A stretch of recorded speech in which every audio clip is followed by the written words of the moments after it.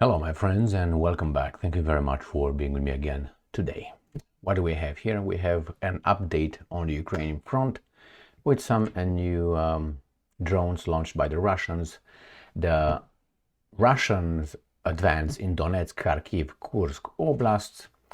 Then we have some Russian vessels, warships in the Black Sea. I thought that these guys destroyed everything, but it seems like not. The Ukrainians also attacked Russia with dozens of drones, and we find out that the Ukrainians, or the invaders, however you want to refer to the forces that entered the Russian Federation in Kursk Oblast, lost 40% of whatever they gained in their invasion, Napoleonic invasion. All right, so let's start with the first article coming from Ukrinform. This article is from, where are my glasses? Right here. From the 24th of November 2024. Russia deploys 3 missile carriers in the Black Sea, total salvo up to 6 missiles. Now that's not good. All right, so as many as 6 Russian warships are deployed in the Black Sea, 3 of which are caliber cruise missile carriers. I made a video yesterday where again there were 6 Russian warships deployed with about 24, if I remember, 24 caliber cruise missiles salvo available. In the Black Sea, there are 6 enemy warships, 3 of which are carriers of caliber cruise missiles, with a total salvo of up to 6 missiles. So where is that located? This is Ukraine, right here. This is the Crimean Peninsula. The Black Sea is everything you see down here. This is the Azov Sea, or the Sea of Azov, however you prefer. So these guys are lingering around here. Remember, these guys said that the Russians have no more vessels in the Black Sea because they're scared shitless, and they moved, which it's true, they moved from Sevastopol, they moved east. All right, so let's see what these guys are saying. According to the Ukrainian Navy, no Russian vessels are reported in the Sea of Azov and the Mediterranean Sea. Where are those from the Mediterranean Sea? Usually they had about 11, 12, they disappeared. As previously reported, Russia has deployed 20 warships, in the Black Sea, 6 of which were armed with caliber cruise missiles. So 20 warships they have in the Black Sea. I wonder how many submarines. Those are more sleek or sleeker than the vessels that you can pinpoint. Oh, there is one. So let's see the extent of the Russian drone attack on Ukraine on Sunday. And I have 2 articles, one coming from Ukrainska Pravda, the other one coming from Ukrinform. They say the same thing, but I like to use, same of the same here, which is same source, Ukrainian source. Ukrainian air defenses destroy 50 out of 73 drones launched by Russia. And I didn't read the article, so let's make a prediction. How many drones do you think were destroyed by the electronic warfare systems? So 50 were destroyed, like boom, and then you have 73. And how many do you think went to Mother Russia? Because now it goes like this. Usually it's almost half. So let's say from 100 drones, the Ukrainians claim that they destroyed, let's say 50, and about 40 they just disappeared, destroyed, disabled with electronic warfare systems, and about 3 to 5 usually return back to mama crying or to Belarus for a little, cuddle. So let's see what this guy's saying in this one. Sunday, the 24th of November. Here is the evidence provided by the Ukrainians that all these 50 were destroyed. Right there. You can count them if you want, but something is not right. This is 1 here. It can be 50. 1, 2, 3, 4, 5, 6, 7. 1, 2, 3, 4, 5, 6, 7. All right, so that's true. What the hell? It should be something else, but hey, they're right. Ukrainian air defense units. Okay. And everything started as of 9 o'clock. Air defenses were responding to Russian-launched airborne targets in Kiev, Cherkasy, Kirovohrad, Chernihiv, Sumy, Poltava, and Zhytomyr Oblasts. All right, and we're going to find out where they were launched from, and they were launched, 73 of them, from Oriol and Bryansk Oblast. So let's see where Oriol is and Bryansk. So they were launched from Bryansk and Oriol here, and the targets they tried to hit were not here. As I said, Kiev, Cherkasy, Kirovohrad, Chernihiv, Sumy, Poltava, Zhytomyr. So these are all in the east. So Chernihiv, Kiev, Zhytomyr, Cherkasy, Sumy. So this area right here in the north. So basically, according to Ukrainians, from here to here, from Mother Russia with love, it seems like. Let's see what these guys say in Ukraine form. Ukraine air defense is neutralized. I didn't hear anything about anything that was neutralized besides being destroyed. Here they are. There you have. Since an additional 19 drones disappeared from radar, likely due to electronic countermeasures, and none of them went back to mommy. Let's see. No, nothing about. Oh, maybe the last sentence. No, it disappeared. Nothing. So 50, 69. So that means what? 4 drones were they? 73. Yeah, 4 drones were whatever. The rest were neutralized. All right, let's see how the Ukrainians returned the favor. Let's put it ugly. Ukrainska Pravda, again, Sunday, the 24th of November, 2024, when people go to church. Almost 40 UAVs attacked Russian Oblast. The Russian Ministry of Defense said that 36 Ukrainian drones attacked its Oblast on the night of 23 to 24 of November. Let's see where it says, as usual, the Ministry of Defense claimed that all UAVs have been shot down. Where they're learning, but they're slow learners. You don't say it all, but nevertheless. Particularly, 27 UAVs attacked Kursk Oblast, 4 attacked Lipetsk Oblast, and 3 attacked Belgorod. So, Kursk, Belgorod, Lipetsk. So, Kursk, right here, I'm going to return to Kursk when I'm going to talk about how much the Russians liberated. So Kursk, Belgorod, and Lipetsk. So these were the oblasts attacked by the 40 UAVs. Let's see what these guys say. Anything else? 1 or more was spotted over Bryansk and Oriol Oblast. So Oriol and Bryansk. So Oriol, Bryansk. So this is the area these guys attacked with the drones. Kapishi? Kapishi. Next one. Ukrainska Pravda, again, November 23rd, 2024. Ukraine loses over 40% of its controlled territory in Russia's Kursk Oblast. So remember, this was an invasion of the Ukrainian forces and volunteers and blah, blah, blah of Russia.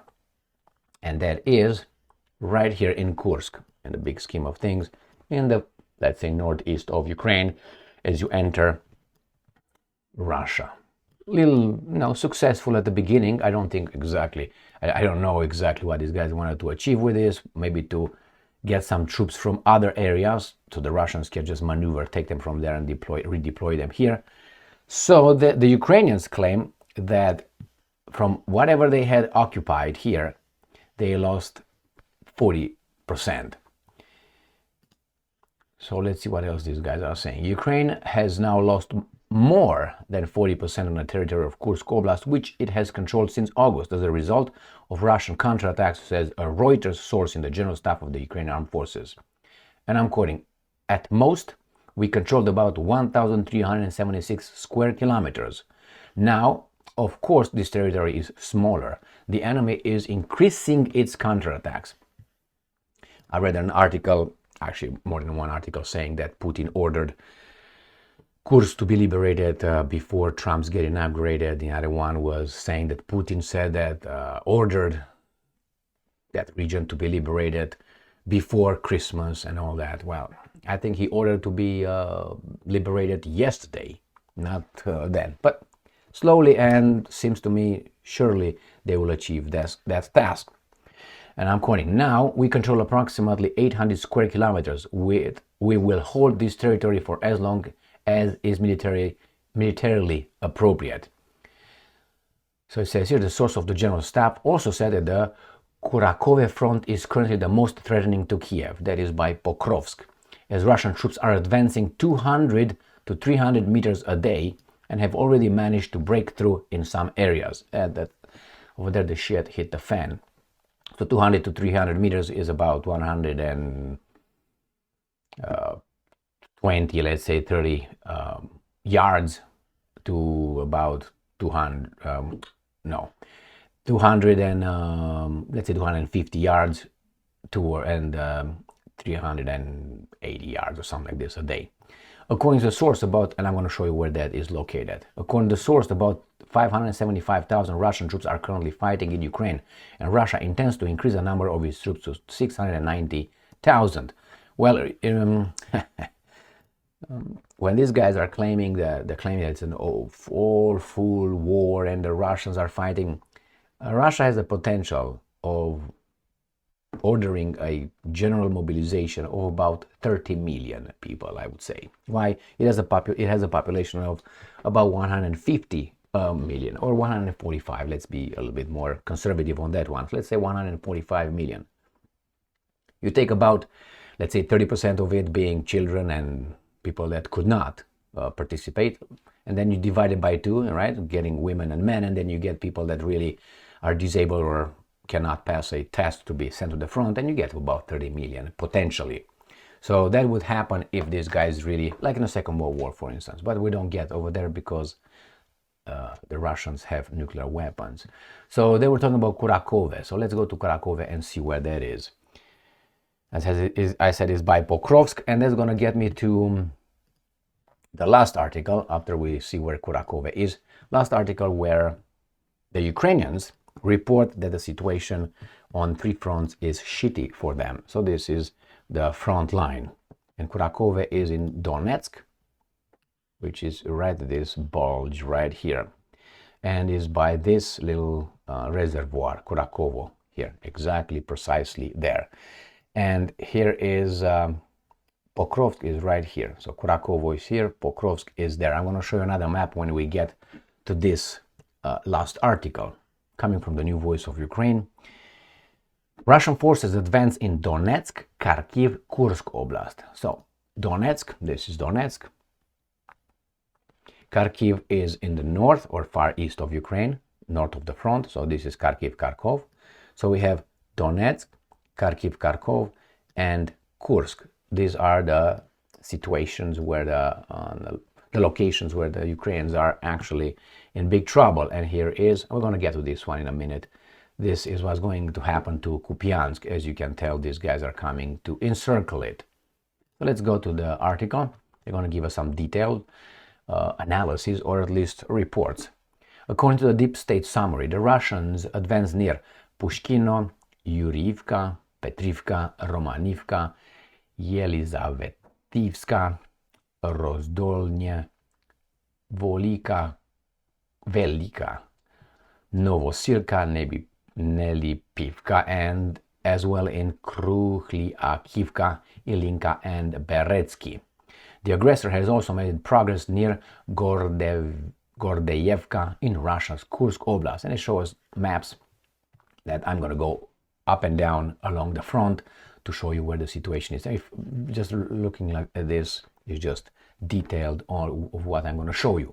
Situation on the front in eastern Ukraine. According to Deep State analysis, analysts, the most challenging situation on the front remains the Kurakhove front, the one that I showed you by Pokrovsk, not that one, by Pokrovsk in Donetsk, by the reservoir. This is a situation where, this is not showing the whole thing. I'm going to show you another map with this, how deep the Russians actually are, and I think Kurakhove is done. All right, the situation, and it says here, where more than 700 combat engagements have occurred over the past 2 weeks. The situation also remains difficult in Pokrovsk front, where 435 combat engagements have taken place. Significant activity by Russian forces is also observed in Kupiansk, Vremivka, and Liman sector. So Kupiansk is where we were before, in the north in Kharkiv, Kharkov. This is Kupiansk here, and then the Liman is here. So basically on the whole front here, from the most north part of the line, the contact line, what the hell, I'm losing my voice, going to almost to Zaporozhye, which is right here, Zaporozhye Oblast. What else? The General Staff of the Armed Forces of Ukraine confirms heavy fighting but does not report losses of position. The US-based Institute of Study of War, not trustworthy whatsoever, reported that Russian troops are advancing near Pokrovsk, Vuhledar, that's south, and Toretsk in Donetsk Oblast. I'm going to show you where that is while Ukrainian defense forces are making progress in Kurakhove. Okay, I think that's a lie, but whatever. So let's go with Pokrovsk, Vuhledar, Donetsk. Pokrovsk is right here. Vuhledar is some south of it. Vuhledar is somewhere here. So this is what they're talking about. They advance, the Russians advance on this part, on this side here, towards, and here is Zaporozhye Oblast. And they said that the Ukrainians are doing what? Making progress in Kurakhove. So the Ukrainians are making progress, supposedly, here by the Institute for the Study of War. But let me show you another map. How about this one? So this is the Kurakhove, right there, where the Ukrainians are advancing. Now, I'm sorry to say that. And these guys are going to come over here, come over, and look what's here. These are done here. This is a dead front, is a dead situation, dead end for the Ukrainians. And then they said Pokrovsk, which is north. This is Pokrovsk. These guys are advancing. So let's look at the map from zooming out. There's too many things here, but I'm going to go one by one to show you how I'm going to go along the front.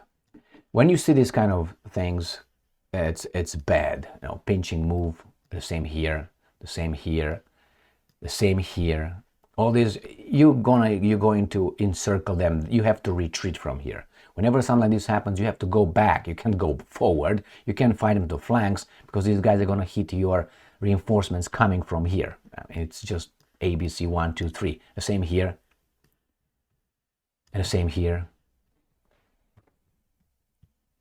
Again, I'm going to go north towards Bakhmut. Remember, these guys are going to go to Shassir or Shassivia, whatever, however you want to use the Ukrainian, the Russian. Again, look at this. This is a big one. This is Liman. They were talking about earlier, the Liman front. And then again here. These are like breaking the front. This is what it is. So you go forward, not too fast, like the Blitzkrieg. Make sure that the entire front advances, because you advance too fast, or like here, you advance too fast. You know, sometimes they can break like this, and then you're done. Instead of going that way, they're gonna go here. So you want to make sure you keep the front here covered. Otherwise, they're gonna cut you, and then you're gonna get encircled. This is what happened with the Blitzkrieg in. So this is Kupiansk. This is what happened in with the Blitzkrieg. Again, these are, look how close they are to Kupiansk. They're right at the borders, at the city limits. So, if you remember when the little summary of what happened when after the First World War, the French built the Maginot Line. The Maginot Line was going from north to south, thinking that the Germans will do the same thing with as the First World War will be a trench war. War of attrition, but the Germans changed their tactic. But the Maginot Line was obviously on the French territory, but I was about to say Russians. The Germans decided to go with the Blitzkrieg, which was their tanks, enter the lowlands, which north of France, and they went to the Netherlands and went around, and these guys were looking, hey, this is our Maginot Line, you're supposed to hit us here. So they basically went around, and these guys were, what are you doing? And going towards Paris. The problem is the Blitzkrieg was so fast, and so they advanced so fast, and after they get on the lowlands, the low countries, they went back to France, and they went around. Now when you do this, you can't just go around with 200 tanks and you go forward. Like at that time it was Rommel, he was also over there on his tank, and they were going. You have ammunition, resources, you have food, you have people that will support you, and if you go like this first and then the tanks, which is the tip, advances too fast, then all this is going to go like this, like this, like this, like this, like this, and if these guys come from south, they can break your contact line and your resources and everything you have. Therefore, you're going to be 200 tanks alone with a finite number of shells over there, and not only, no food, no nothing. So therefore, these guys, when they advanced so fast, because they were faster than the other ones, they had to stop right here until the other guys caught up with them. So they did like this again, and it started like an arrow, a pointed, very thin arrow or a fat arrow. So the same with these things. You can't just go too much because these guys can cut you then, and you're encircled yourself. All right. Obviously, the Russians are more successful than the NATO in the past. They have been in the past 4 months, and these guys will not negotiate. Obviously, they were just going to escalate. If they escalate, the Russians possibly use nuclear weapons. I have another a video to make with an article coming from Russia Today, talking about, interviewing Medvedev, where he tells us when the war will stop or end. There's 2 options, he said. Thank you very much for being with me again today. Stay strong, stay smart, look for the truth, and be just.